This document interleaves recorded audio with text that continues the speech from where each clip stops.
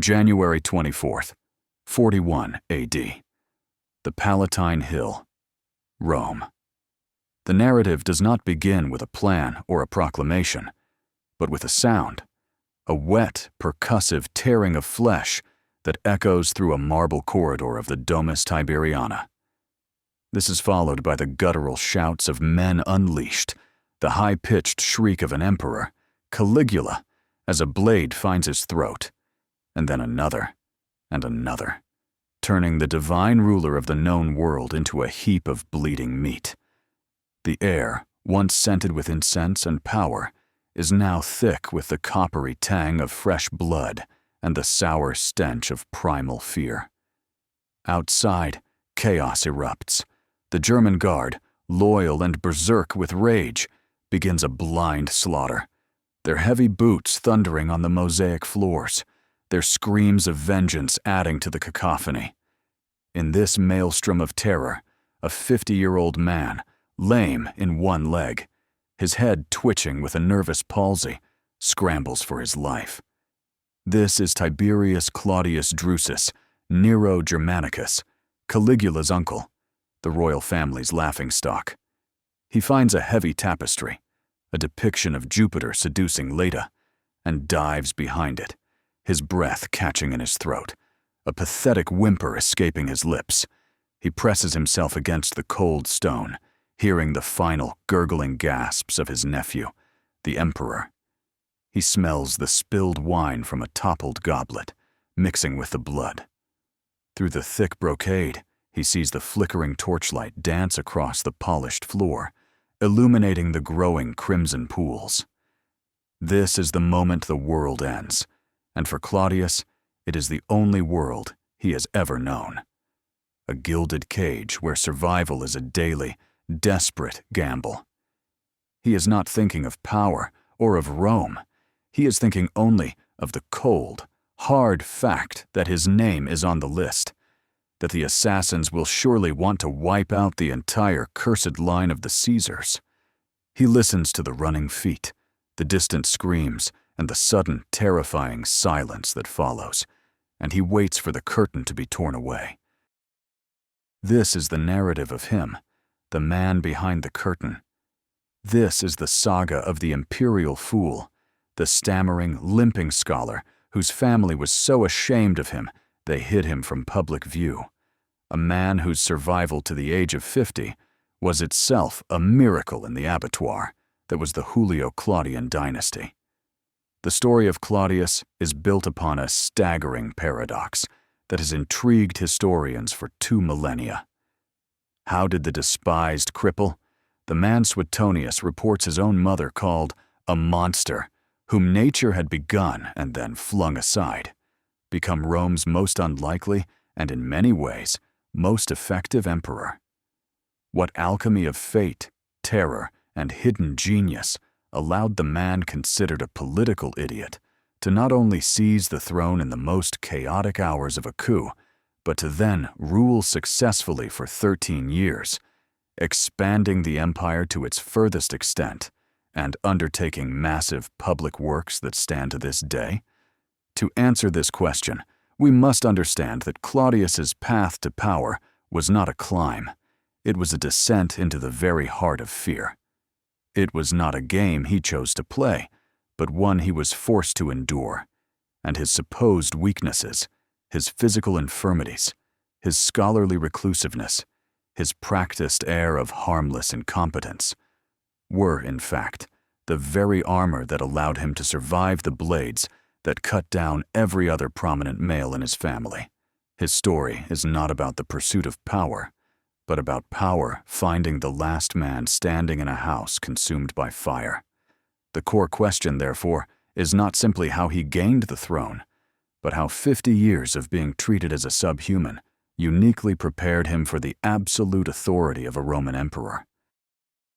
To understand this man, we must first return to the world that spawned him, the vast and terrifying geopolitical chessboard of the early Roman Empire.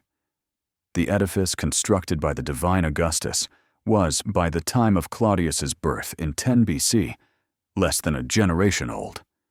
It was a global superpower, stretching from the Pillars of Hercules to the sands of Syria, from the cold forests of Germania to the scorching deserts of Egypt. But this colossal state, this Imperium Romanum, was a deeply paradoxical creation. On the surface, it projected an image of eternal order, the Pax Romana, a golden age of law, aqueducts, and legions. But at its heart, in the city of Rome itself, the system was a barely concealed military dictatorship built upon the ruins of the Republic, and its stability rested entirely on the character of one man, the emperor.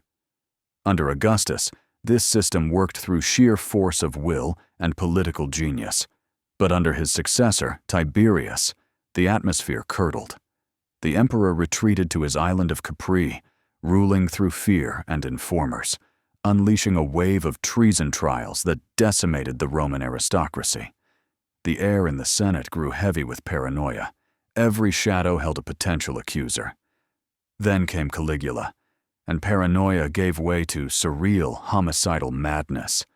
The emperor who declared war on the sea, who made his horse a consul, who demanded to be worshipped as a living god, and who used executions as a form of casual entertainment, pushed the Augustan system to its breaking point. The empire, that great lumbering beast, continued to function on the frontiers. Legions kept watch on the Rhine against the Germanic tribes. Tense diplomacy held the line with the Parthian Empire in the east. But its heart was rotten. The immense wealth of Egypt and Gaul poured into Rome, only to be squandered on the grotesque fantasies of a lunatic. The Senate was utterly cowed, reduced to a collection of terrified sycophants. The people of Rome were kept placated with bread and circuses, but they too felt the instability, the sense that the world was being run by a malevolent child. This was the world Claudius navigated, a world of absolute power, wielded without restraint, a world where a misplaced word could lead to a death sentence, a world where the facade of Roman glory barely concealed a foundation of terror and decay. Into this world, on the 1st of August, 10 BC, in Lugdunum, Gaul, a child was born who was immediately seen as a curse. Tiberius Claudius Drusus was the son of the brilliant and beloved General Drusus and the respectable Antonia Minor, making him the grandson of Mark Antony on his mother's side and the Empress Livia on his father's. He was born into the absolute pinnacle of Roman society. Yet, from his earliest days, it was clear something was wrong. He was a sickly child, and as he grew, his infirmities became undeniable. A weak knee that gave him a pronounced limp, a nervous tremor in his hands, a stammer that twisted his words, and a tendency to drool when excited. In the Roman world, a world that idolized physical perfection and saw deformity as a sign of divine disfavor, Claudius was a source of profound shame. His own mother, Antonia, reportedly never spoke to him without calling him a caricature of a man. The great Augustus himself, in surviving letters, expressed his horror at the boy's public appearances, writing of his unfortunate deformity and concluding it was best to keep him hidden away. The Empress Livia, his grandmother, treated him with open contempt, denied the military and political career that was his birthright. Claudius was shunted aside, becoming a non-entity, a ghost haunting the corridors of the Palatine. He found his only solace in the one place no one else in his hyper-competitive family cared to look: the library. He devoured scrolls, becoming a dedicated student of history, particularly of the Etruscans and Carthaginians. He befriended the historian Livy, who encouraged his studies. This forced isolation forged his character in a unique crucible. While his peers learned the arts of war and politics, Claudius learned the art of observation. He watched, he listened, and he survived. He saw his handsome and popular brother, Germanicus, celebrated and then, almost certainly, murdered on the orders of Tiberius. He saw his relatives engage in a relentless, zero-sum game of ambition, intrigue, and assassination. He learned that in the Julio-Claudian family, to be noticed was to be a target, and so he perfected his invisibility, playing up his stammer, exaggerating his clumsiness, allowing everyone to believe he was a harmless imbecile. It was the greatest role of his life, and it kept him alive. For 4 decades, Claudius remained a footnote in his own family's history, a scholarly recluse, allowed to live precisely because he was deemed utterly inconsequential. His first true step, or rather, his first forced stumble, onto the great stage of Roman politics came not from his own ambition, but from the cruel whims of his nephew, Caligula, who ascended to the throne in 37 AD. Caligula, in his madness, seemed to take a perverse pleasure in his uncle's existence. Where others had hidden Claudius away, Caligula dragged him into the spotlight for the purpose of ridicule. In 37 AD, in an act of supreme mockery, Caligula appointed Claudius as his co-consul. The consulship was, in theory, the highest office of the old republic, a position of immense dignity. For Claudius to hold, it was a calculated insult to the office and to the Senate. The Roman historian Suetonius recounts how senators would either offer Claudius condescending pity or play cruel jokes on him, and how he was relentlessly extorted for money by his imperial nephew. He became the court jester, the butt of every joke, the living symbol of the emperor's contempt for all Roman traditions. And yet, this public humiliation was a crucial part of his long, unintentional apprenticeship. It forced him to interact with the Senate, to learn the faces and factions, to understand their protocols and their simmering resentments. He learned to navigate the treacherous currents of the imperial court, not as a participant, but as a piece of living furniture. He perfected the art of self-deprecation, of appearing more foolish than he was, of absorbing insults with a placid smile. He was learning, in the most brutal way possible, how power in Rome actually worked.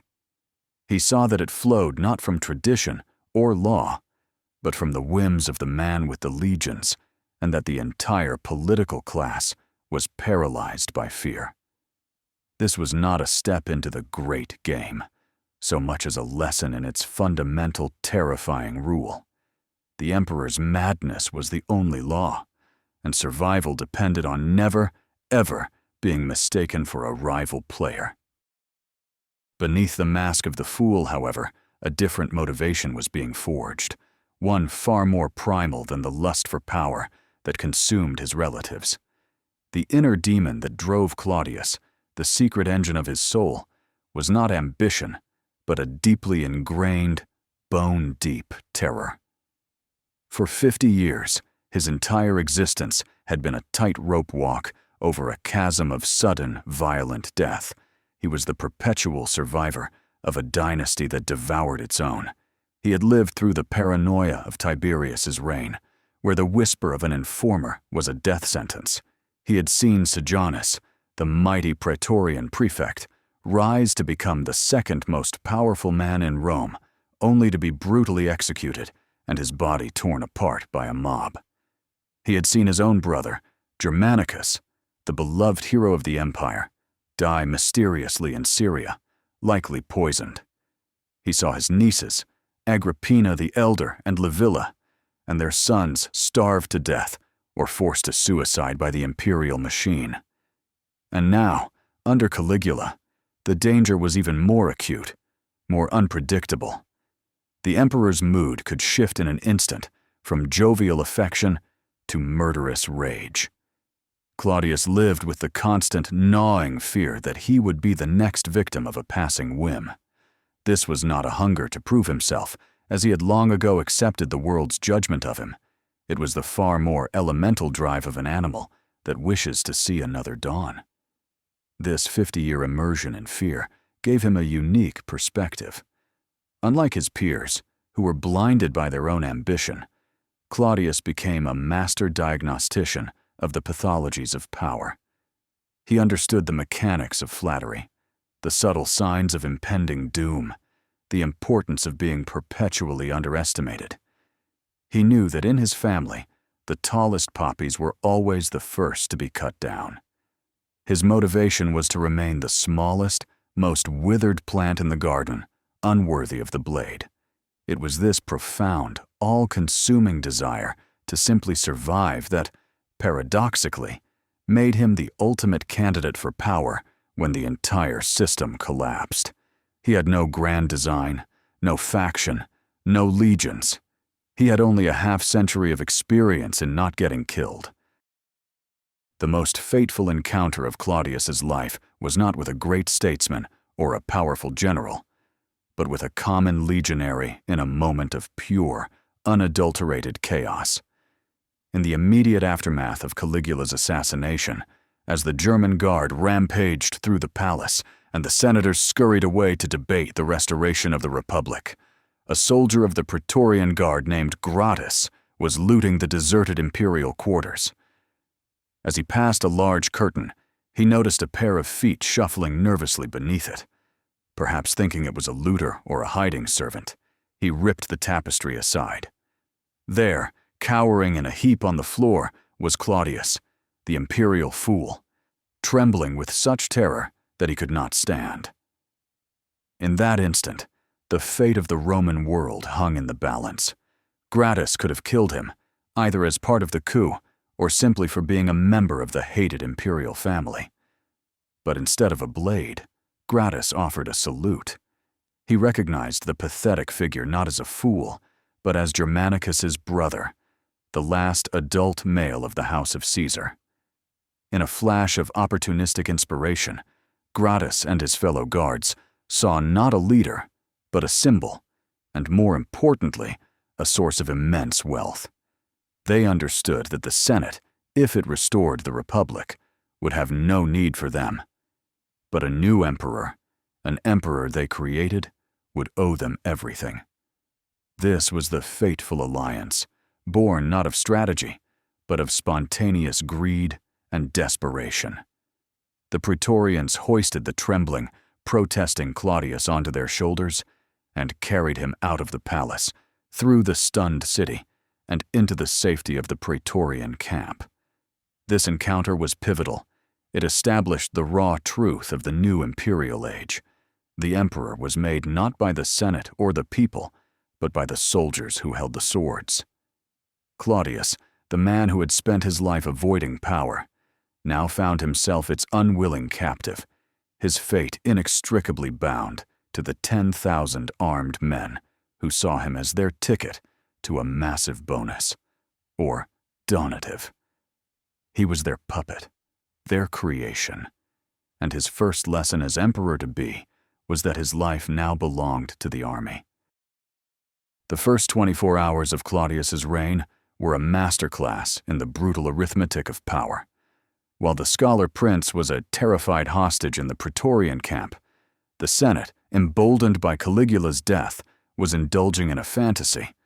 Meeting in the temple of Jupiter Capitolinus, the senators spoke grandly of liberty, of restoring the glorious republic, of erasing the memory of the Caesars.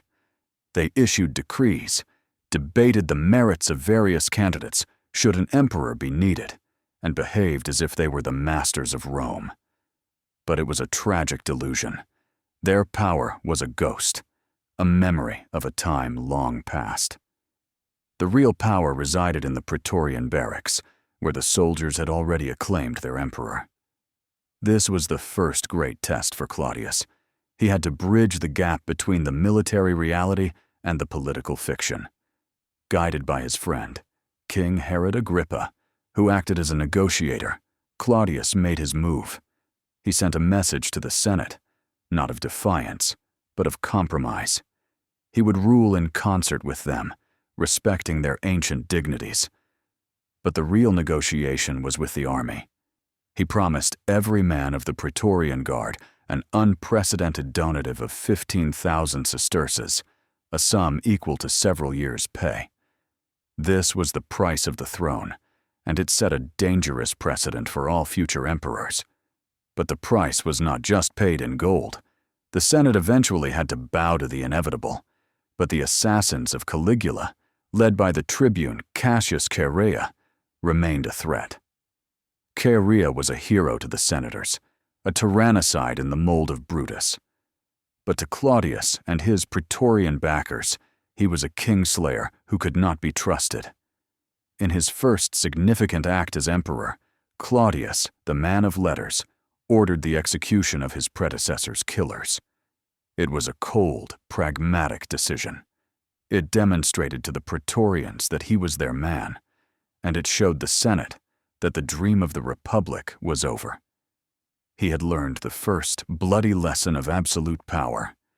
To secure the throne, you must first wash its steps in the blood of those who created the vacancy. From the moment he was acclaimed, Claudius faced a formidable and relentless antagonist, a threat far more insidious than any barbarian army on the frontier. This enemy was not a single person, but an entire class, the Roman Senate and the powerful aristocratic families who comprised it. To them, Claudius was an abomination, an insult to the very concept of Roman rule. They saw him not as an emperor chosen by destiny, but as a defective puppet installed by a greedy and mutinous army. His physical infirmities, which they had mocked for decades, now became symbols of the state's own degradation.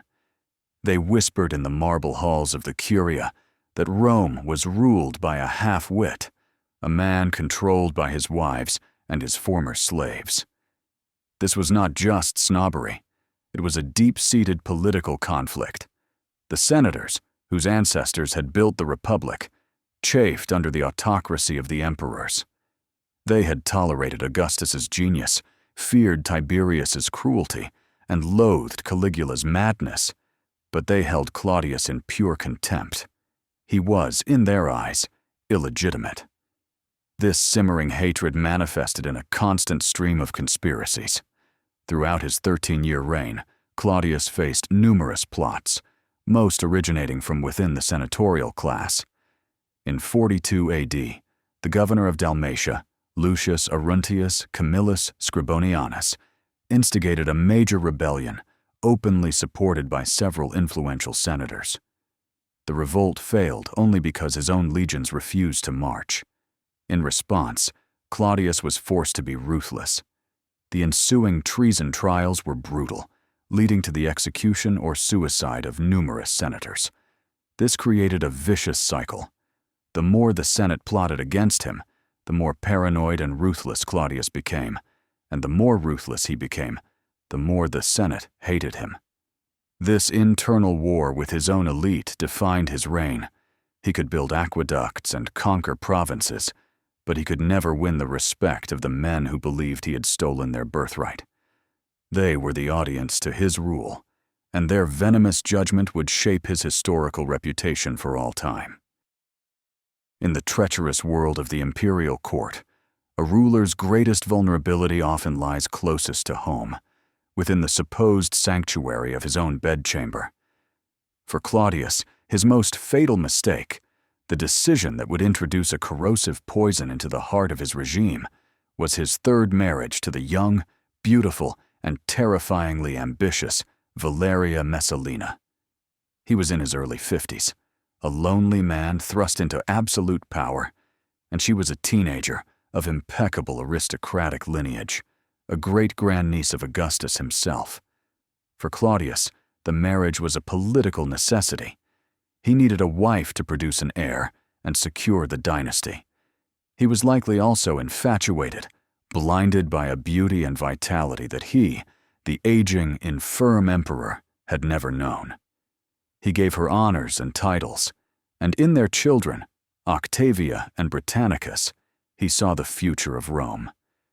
But he had tragically misjudged the character of the woman he had elevated. Messalina was not interested in being a dutiful Roman empress. She was a creature of insatiable appetites, for power, for wealth, and for sexual conquest. She saw her husband's doting affection not as a gift, but as a weakness to be exploited. This was Claudius's psychological breaking point. The man who had survived the political machinations of Tiberius and Caligula proved utterly naive in the face of domestic treachery. He understood the dangers of the Senate and the army, but he was psychologically unprepared for a predator sharing his bed. He empowered Messalina, allowing her and her circle to sell public offices, to confiscate the estates of the wealthy on trumped-up charges, and to eliminate anyone who stood in their way. The emperor, who prided himself on his diligent administration of justice in the Forum, was oblivious to the reign of terror being conducted in his name from within his own palace. He had made a fatal miscalculation, believing that the bonds of marriage and family could provide a bulwark against the dangers of public life. Instead, he had willingly invited the greatest danger of all into the very center of his world, a mistake that would eventually lead to public humiliation and bloody catastrophe. Claudius may have been an accidental emperor, but he proved to be a masterful politician, and his greatest tool was the lingering horror of his predecessor's reign. The chaos and madness of Caligula's final years had left the Roman world, from the highest senator to the commonest plebeian, traumatized and desperate for a return to normalcy. Claudius, the man who had been Caligula's punchline, brilliantly positioned himself as the antidote. He understood that after the whirlwind of tyranny, Rome craved stability, predictability, and a respect for tradition, even if it was only superficial. His first acts were carefully calculated to present this image. He ordered the destruction of Caligula's private papers, signaling an end to the arbitrary treason trials. He abolished the hated taxes Caligula had imposed. He returned confiscated property and recalled exiles. Most symbolically, he refused many of the divine honors that the fawning Senate tried to press upon him, adopting a modest and businesslike approach to his rule. He made a great show of attending the Senate, listening respectfully to debates, and often sitting as a judge in the public law courts, projecting an image of a diligent, hard-working magistrate, not a capricious god-king. This was an opportunity born directly from chaos. The Senate's brief, foolish dream of restoring the Republic had failed, leaving them exposed and powerless. The people of Rome, who had lived in fear of the emperor's whims, were relieved to have a ruler who seemed sane and sober. Claudius exploited this collective sigh of relief to consolidate his power. He presented the choice to Rome not as one between him and the Republic, but between his stable, lawful rule and a return to the nightmarish insanity of Caligula or the bloody chaos of civil war. It was a masterful piece of political theater. The fool used the memory of the monster to transform himself into the savior of the state, turning the very chaos that had brought him to power into his greatest source of legitimacy. For an emperor whose claim to the throne was born of chaos and mockery, there was one currency that could purchase legitimacy above all others: glorious military conquest. Augustus had added Egypt.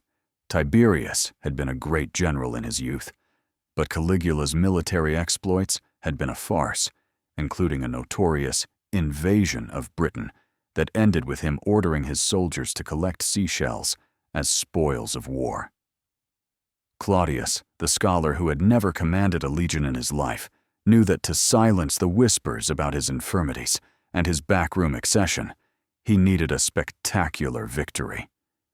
He set his sights on the one prize that had tempted and eluded even the great Julius Caesar: the complete conquest of the misty, mysterious, and fearsome island of Britannia. In 43 AD, he launched one of the most ambitious Roman military operations in a century. A massive invasion force of 4 legions, totaling over 40,000 men, was assembled under the command of the skilled General Aulus Plautius. This was a colossal gamble. A defeat would have been catastrophic, confirming all the doubts about his rule. The initial assault was brutal, with the Roman legions facing fierce resistance from the British tribes, led by chieftains like Caradicus and Togodumnus, in a grueling battle at the River Medway. But after his legions secured a beachhead and began their push inland, Claudius executed his masterstroke of propaganda. He traveled personally to Britannia, bringing with him significant reinforcements and, astonishingly, a number of war elephants, creatures the Britons had never seen and which must have seemed like monsters from another world.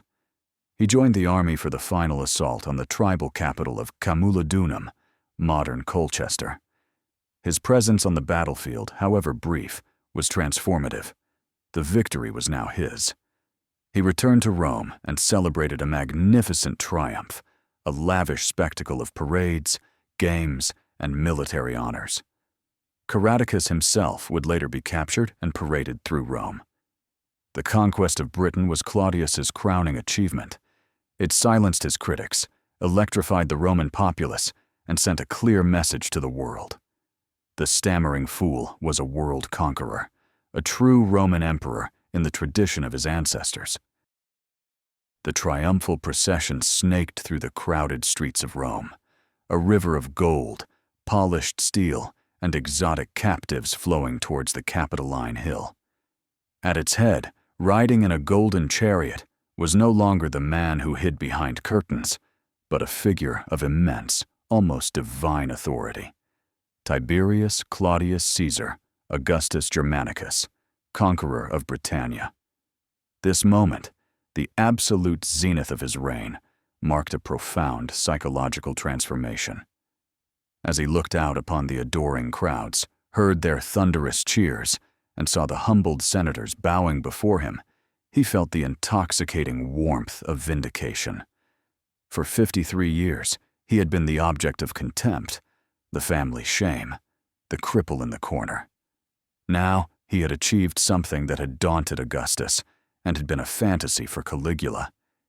He had added a new province to the might of Rome, the first major expansion since the reign of the first emperor.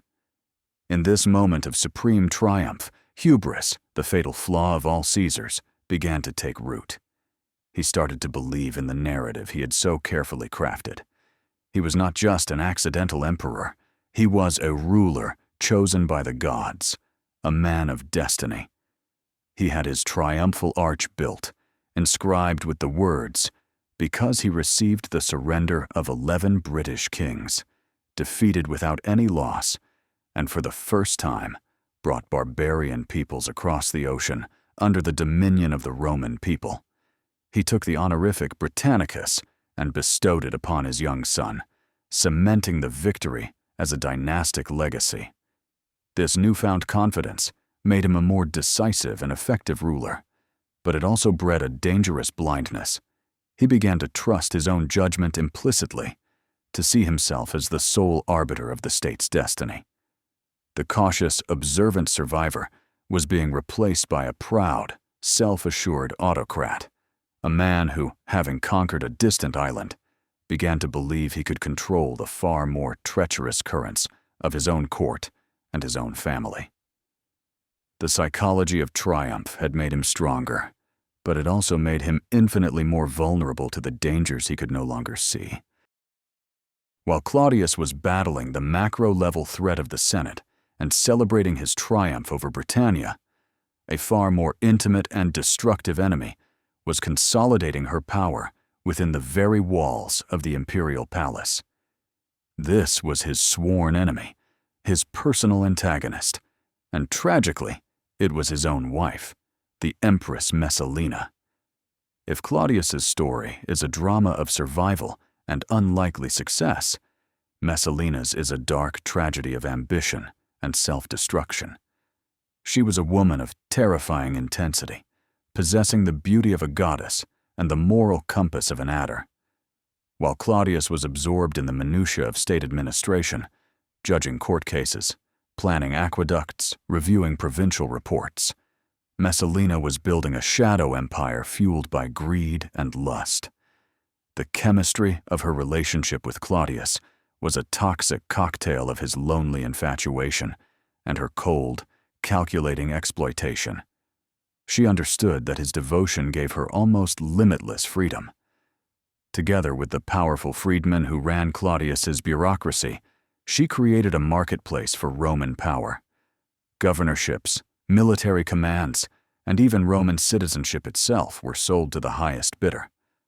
Those who refused her demands or stood in her way were destroyed. Using the dreaded law of treason, she would accuse wealthy senators or equestrians of plotting against the emperor. Their conviction was a foregone conclusion, their vast estates confiscated and flowing into her coffers. But her ambition was matched only by her recklessness. Suetonius and Tacitus paint a lurid picture of an empress who would disguise herself and spend her nights working in a common brothel, driven by a nymphomania that became legendary. This was not just personal depravity, it was a profound political liability. Her actions made a mockery of the emperor's authority and the sober, traditional values he claimed to represent. She was the living embodiment of the corruption his senatorial enemies accused him of fostering, a sworn enemy who slept in his bed and bore his children, and whose inevitable downfall would threaten to consume him as well. Despite the festering corruption in his palace and the constant threat from the Senate, the reign of Claudius was, for the wider empire, a period of remarkable stability and constructive progress. The scholar, it turned out, was a brilliant and tireless administrator. His deep reading of history had given him a profound understanding of the Roman state's complex machinery, and he plunged into the work of governance with a meticulous, almost obsessive energy. One of his most significant achievements was addressing the critical issue of Rome's food supply. The capital was dangerously dependent on grain shipments that had to be unloaded at the exposed mouth of the Tiber, a process frequently disrupted by storms. Claudius undertook a colossal engineering project, the construction of a new artificial harbor at Ostia, complete with breakwaters and a lighthouse, connected to the Tiber by a canal. This monumental undertaking secured the city's lifeline and was a testament to his long-term vision.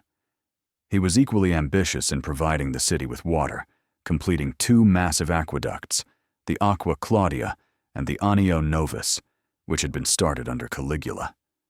These marvels of engineering brought vast quantities of fresh water into the city, improving public health and sanitation. In the legal sphere, Claudius was a relentless reformer. He personally presided over judicial tribunals, often for days on end, clearing backlogs of cases and passing judgments that were, by Roman standards, generally fair. But perhaps his most significant and controversial reform was his centralization of power through a new imperial bureaucracy. He bypassed the traditional aristocratic magistrates, whom he distrusted, and instead ran the empire through a cabinet of skilled Greek freedmen, former slaves, like his treasurer Pallas, his chief secretary Narcissus, and his legal counsel Callistus. These men were loyal only to him and proved to be incredibly efficient administrators. To the Senate, however, this was the ultimate insult, that the Roman Empire was being run not by noble Romans, but by the emperor's personal servants. It was a pragmatic solution that modernized the state, but deepened the chasm of hatred between the emperor and his aristocracy. To truly understand the reign of Claudius, one must look beyond the grand narratives of conquest and conspiracy and into the smaller, more personal details that shaped his decisions.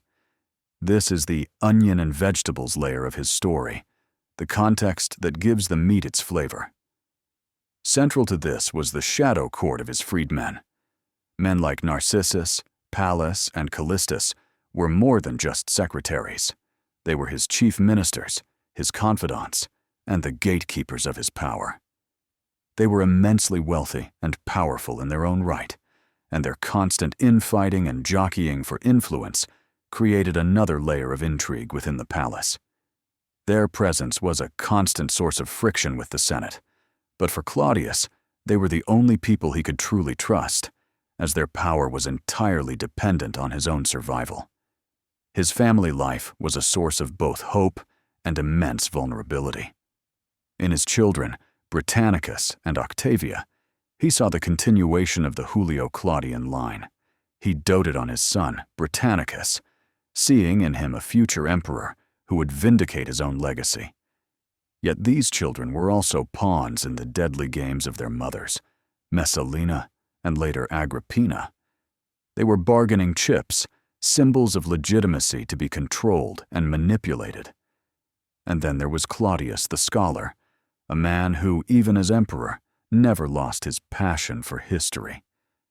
He wrote a 20-book history of the Etruscans and an 8-book history of Carthage, both now tragically lost. This intellectual curiosity was not merely a hobby, it informed his governance. He saw parallels between his own time and the past, and he approached the problems of the empire with the analytical mind of a historian. This combination of a dysfunctional, treacherous family life, a reliance on a controversial kitchen cabinet of non-Romans, and a deeply academic worldview created the complex, contradictory figure of the Emperor Claudius, a man capable of far-sighted public works, yet blind to the corruption in his own house, a ruler who championed Roman law while subverting Roman tradition, a father who longed to secure a dynasty, but who was ultimately betrayed by the very women he chose to perpetuate it. As the years of his reign wore on, the foundations of Claudius's power, which had seemed so secure after the conquest of Britannia, began to show the first ominous cracks. The atmosphere in Rome, particularly among the elite, grew thick with a familiar paranoia, reminiscent of the darkest days of Tiberius. The primary cause was the endless cycle of conspiracies and executions. While Claudius projected an image of a benevolent ruler, his regime was ruthless in eliminating perceived threats. The sources claim that during his 13 years in power, no fewer than 35 senators and over 300 members of the equestrian class were executed on charges of treason. While some of these plots were undoubtedly real, many were likely fabrications orchestrated by Messalina and the freedmen to eliminate rivals or seize their wealth. This created an environment of terror among the aristocracy. Every senator knew that a careless word or a personal enemy could lead to a swift and brutal end. This constant bloodletting, even if necessary for survival, eroded the emperor's moral authority and painted him as a tyrant, regardless of his public works. The harbingers of the coming storm were also visible in the increasingly audacious behavior of Messalina. Her greed was becoming more rapacious, her love affairs more public and brazen. The empress's scandalous conduct was the talk of Rome, from the Senate House to the public baths. It was a direct and humiliating challenge to the emperor's authority and his cherished image as a restorer of traditional Roman values. The people might be happy with their grain and games, and the legions on the frontier might be loyal to their victorious commander, but in the heart of the empire, a cancer was metastasizing. The first cracks were appearing in the imperial facade, revealing the rot within, and signaling that a major catastrophe was not just possible, but inevitable. The chain of events that would trigger the finale of Claudius's reign was not a senatorial conspiracy or a military rebellion, but a fateful act of such breathtaking arrogance that it still beggars belief. This was the affair of Messalina and the handsome young senator, Gaius Silius.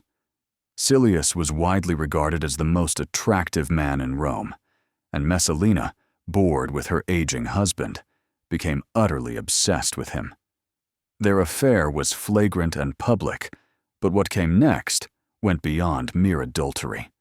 While Claudius was away from Rome, visiting the new port at Ostia in 48 AD, Messalina and Silius staged a public wedding ceremony. It was an act of madness, a bigamous marriage that was effectively a declaration of a coup d'etat. The psychology behind this decision reveals the depth of Messalina's hubris and her profound contempt for her husband. She likely believed that Claudius was so besotted with her and so politically weak that she could replace him with her young lover and rule as regent for her son, Britannicus. For Claudius, the news delivered to him at Ostia by his loyal freedman Narcissus was a psychological sledgehammer. His reaction was not one of rage, but of utter collapse. The ancient sources describe him as being paralyzed, repeatedly asking his advisors whether he was still the emperor. He was crippled by a combination of disbelief, heartbreak, and sheer terror. The man who had faced down the Roman Senate was emotionally incapable of dealing with his wife's ultimate betrayal. It was in this moment of imperial paralysis that the freedman Narcissus made the fateful decision to act. Realizing that the emperor's hesitation would be fatal for them all, Narcissus seized control. Without a direct order from the stunned Claudius, he used the authority of the emperor's office to command the Praetorian Guard and move against the conspirators. The error was Claudius's emotional vulnerability. The fateful act was Narcissus's decision to save the throne from the man who sat on it. The downfall of Messalina was not a quiet palace intrigue. It was a spectacular and bloody public catastrophe that sent shockwaves through the entire Roman world. As Narcissus and the Praetorians moved with ruthless efficiency, the farcical wedding party of Messalina and Silius was broken up. Silius and his co-conspirators were arrested and executed without delay. Messalina herself fled to the gardens of Lucullus, the very park whose owner she had forced to suicide in order to possess.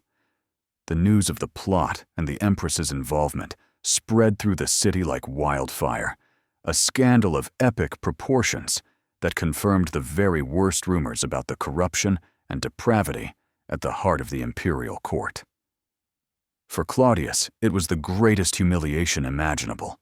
He was publicly exposed, not just as a cuckold, but as a blind and incompetent fool who had allowed his own wife to nearly overthrow him.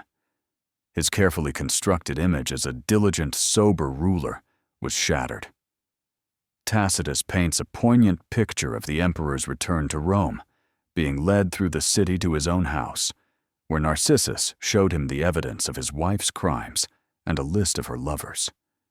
Even then, Claudius wavered, a flicker of his old affection for Messalina seemingly re-emerging. Fearing that the emperor would pardon her if he saw her, Narcissus acted decisively once more. He dispatched a tribune of the Praetorian Guard to the gardens with orders to execute the empress. There, Messalina, the most powerful woman in the world, met her end, not with dignity, but in a state of pathetic terror, ultimately being run through with a sword. The immediate threat was eliminated, but the political and personal damage was immense. The affair left a permanent stain on Claudius's reign, a moral catastrophe that he would never fully recover from, and it created a power vacuum at the heart of the court that would soon be filled by an even more dangerous and ambitious woman. In the aftermath of the Messalina affair, Claudius was a broken man. The public humiliation and the brutal necessity of executing his wife and the mother of his children left him psychologically scarred, profoundly paranoid, and emotionally adrift. Suetonius reports that he was so shattered and disoriented that he had the Praetorian Guard swear an oath to kill him if he ever considered marrying again. He was a man consumed by distrust, seeing potential traitors in every shadow. But the Roman Empire could not be ruled by a recluse, and the dynastic question remained paramount. His son Britannicus was still a boy, and the stability of the state demanded a clear line of succession and a powerful empress to anchor the court. In this state of collapse, Claudius was vulnerable to the influence of his powerful freedmen, who now vied to place their own candidate for the imperial marriage bed. The most persuasive was Pallas, who championed a last, desperate, and ultimately fatal choice: Claudius's own niece, Agrippina the Younger. She was the daughter of his beloved brother Germanicus, a direct descendant of Augustus, and a woman of formidable intelligence and ruthless ambition. Marrying a niece was incestuous under Roman law, but Agrippina's political advantages were undeniable. The marriage would unite the two main branches of the Julio-Claudian family and provide a strong, mature female presence at court. Claudius, exhausted and politically isolated, allowed himself to be persuaded. He had the Senate pass a special law to permit the union. But in marrying Agrippina, he was not just acquiring a wife, he was embracing his own doom. Her sole, all-consuming ambition was to see her own son from a previous marriage, Lucius Domitius Ahonobarbus, placed upon the throne. To achieve this, Claudius was persuaded to formally adopt the boy, who was older than his own son Britannicus. The young man was given a new name, one that would echo in infamy for all time: Nero. The last chance for Claudius to secure his own legacy was squandered in a desperate attempt to find stability, ironically setting the stage for his own murder and the destruction of his direct bloodline. The final scene of Claudius's life unfolds not on a battlefield or in the Senate, but at the imperial dinner table, the most intimate and dangerous place in the palace. The date is the night of October 12th, leading into the 13th, 54 AD. By this point, Agrippina has achieved all her goals. Her son Nero has been married to Claudius's daughter Octavia. He has been granted proconsular power, and he is clearly positioned as the heir, eclipsing the emperor's own son, Britannicus. Claudius, now 63 years old and in failing health, has served his purpose. There are whispers, reported by Tacitus, that the old emperor was beginning to have second thoughts, that he was lamenting his treatment of Britannicus and muttering about giving him the toga of manhood so that Rome might at last have a true Caesar. For Agrippina, this was an intolerable threat. The time to act was now. The narrative, pieced together from ancient sources, is chillingly cinematic. A feast is held. Claudius's favorite dish is a plate of mushrooms. Agrippina, working with the infamous poisoner Locusta, has one particularly large and succulent mushroom laced with a deadly toxin. It is served to the emperor, perhaps by his own taster, Halotus, who may have been in on the plot. Claudius eats it, and, at first, feels no ill effect. But as the night wears on, the poison begins its work. He is seized by agonizing stomach cramps. Agrippina, feigning concern, calls for the court physician, Xenophon. The physician, also part of the conspiracy, inserts a feather, dipped in a fast-acting poison down the emperor's throat, ostensibly to induce vomiting, but in reality to administer the fatal dose. The ultimate survivor, the man who outlasted the paranoia of Tiberius and the madness of Caligula, dies a slow, gurgling, undignified death, surrounded by the very people he had trusted to secure his legacy. It is the final, bitter irony of his life. The great scholar of history becomes a victim of the oldest and most sordid type of palace intrigue, murdered by the wife he should never have married to make way for the son he should never have adopted. The death of an emperor is always followed by a battle over his memory, and for Claudius, that conflict of interpretations has been particularly stark, creating a legacy of profound duality.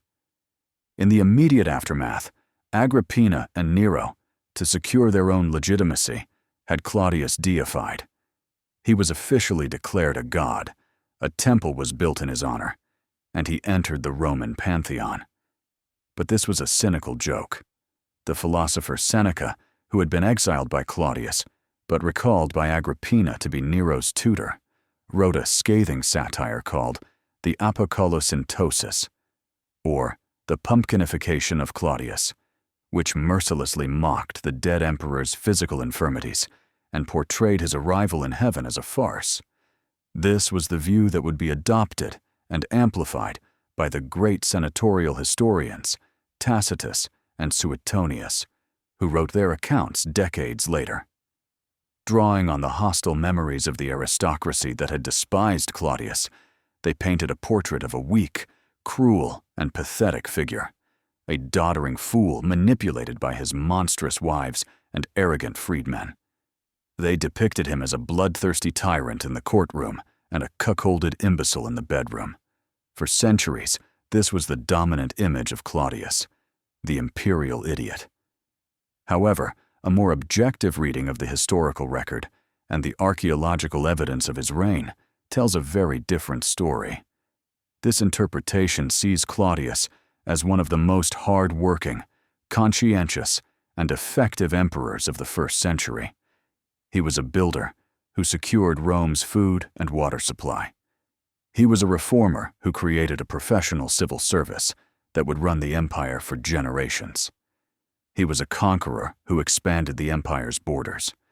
He was a statesman who, despite his personal flaws, presided over 13 years of relative peace and prosperity. This is the conflict of his legacy.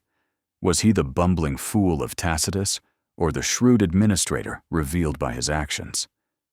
The truth, as always, lies somewhere in the complex territory between the hostile caricature and the favorable reality.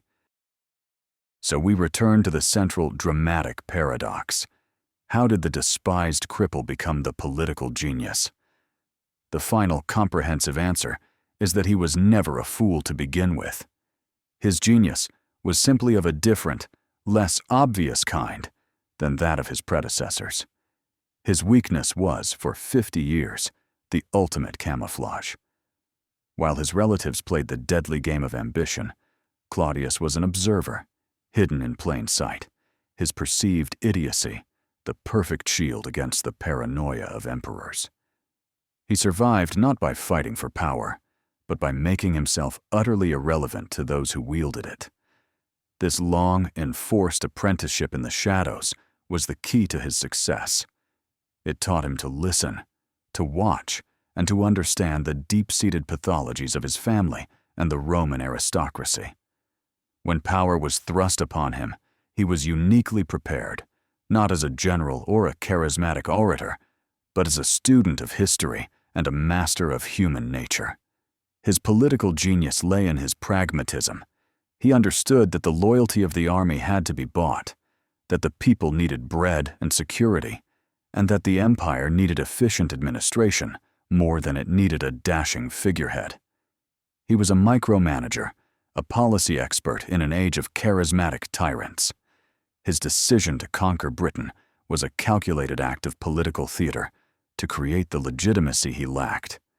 His reliance on freedmen was a shrewd, if controversial, move to build a bureaucracy loyal only to him, bypassing the treacherous Senate. Where, then, did he fail? His downfall came not from a lack of political acumen, but from a surplus of human vulnerability.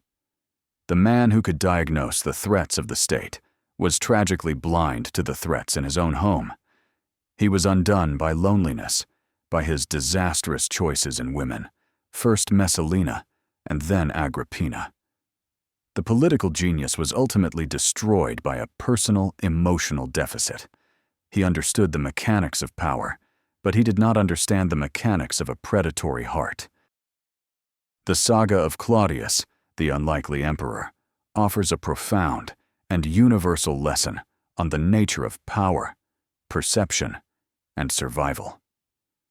It is the ultimate testament to the idea that true strength can be found in the most unexpected of places, hidden behind a mask of apparent weakness.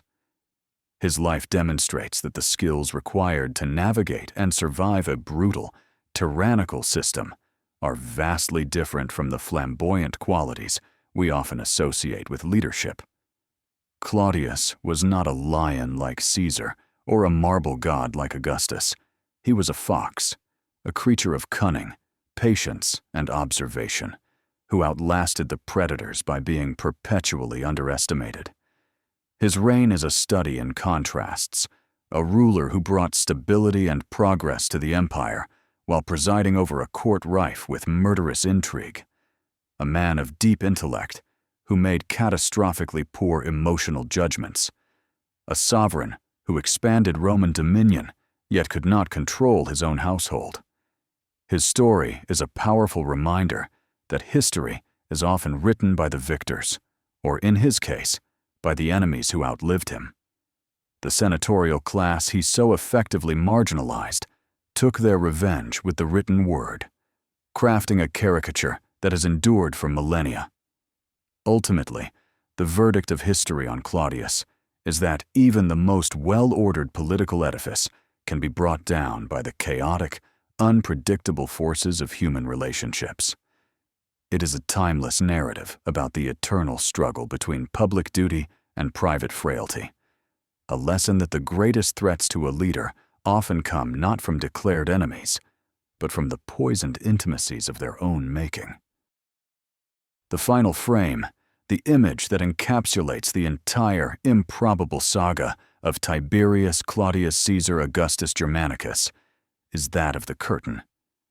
It is the heavy tapestry in the palace behind which he hid on the day of Caligula's murder, trembling in fear, expecting death, but finding an empire instead. That curtain never truly lifted. He was found by the Praetorians behind a curtain, and he was acclaimed emperor from behind the curtain of their steel and their greed.